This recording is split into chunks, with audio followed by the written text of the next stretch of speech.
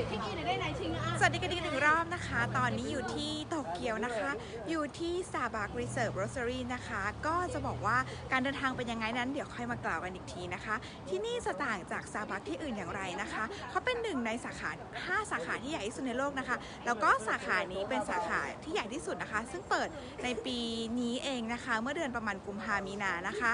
ก็ที่นี่ก็จะมีทั้งหมด3ชั้นนะคะแล้วความแตกต่างจากที่อื่นก็คือว่านอกจากจะขายกาแฟแล้วนะคะขายชาและยังมีขนมรวมถึงพิซซ่าแล้วก็ของทานเล่นด้วยนะคะแล้วก็มีเม็ดกาแฟแล้วก็พวกสินค้าที่ระลึกต่างๆที่ต่างจากที่Starbucksสาขาอื่นด้วยนะ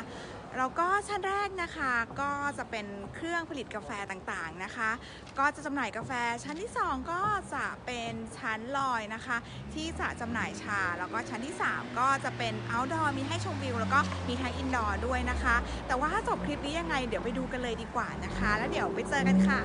บาย